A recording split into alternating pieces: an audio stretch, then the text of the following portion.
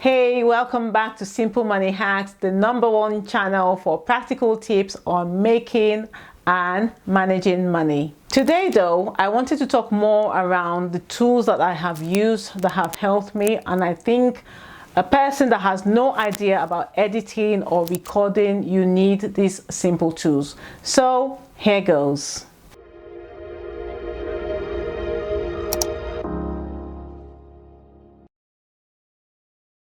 The first software I want to recommend is Canva. There is a free edition of Canva and it is plenty for you. You don't need to pay for it. And I use it to make my thumbnails, my banners, and some graphics. The next tool I use is Tubebuddy. Tubebuddy is more for analytics. It just helps me to measure how well I'm doing, what keywords and tags I should be using, and I find it quite useful. Next tool is VidIQ. Exactly like Tubebuddy, is also more analytics, helps me to measure how many people are watching.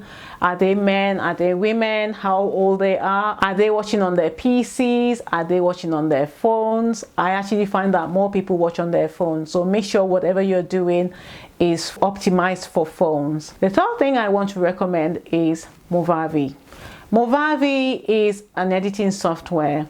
It was the first thing I used, and I had never edited anything when I used Movavi, so I found it very easy to use indeed. I picked it up within days and I was able to do my first videos, and to be honest, my highest viewed videos were done on Movavi. The next thing is a tool called Doodly. Doodly is like writing, scribbling and drawing.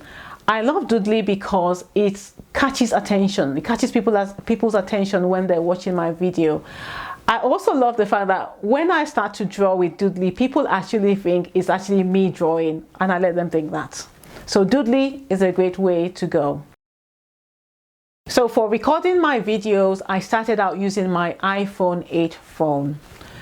And now I have moved to using a borrowed camera, a Canon 70D. For lights, I started out using natural light from the window, but now I have moved to using a ring light and 2 soft boxes. In terms of where I record, I started out in my living room in a little corner, but now I have a room that is dedicated to me recording, and we were just doing it up recently to just make it nicer. In terms of recording and editing, I have a lovely person called Maria. She helps me with recording, she helps me with editing. She's also quite good with hair and makeup, so she helps me with that.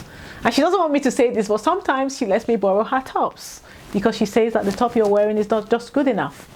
So that is what I do. I'm just keeping it real and I'm being honest.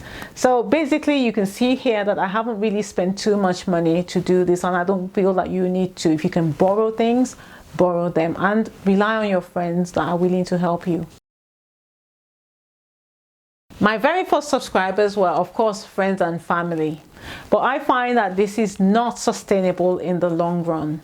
You want to create content that subscribers would eagerly await and they will watch till the end.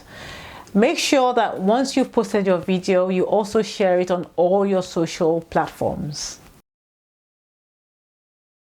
I want to do more research into what my subscribers want. I want to post weekly. I want to enjoy the process and be less fixated on being perfect. I want to show up even when I don't feel like it. What is the one thing that is stopping you from starting your channel in 2021? That's all I have for today.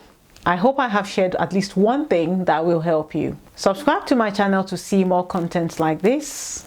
Thanks for watching, and I'll see you in my next video.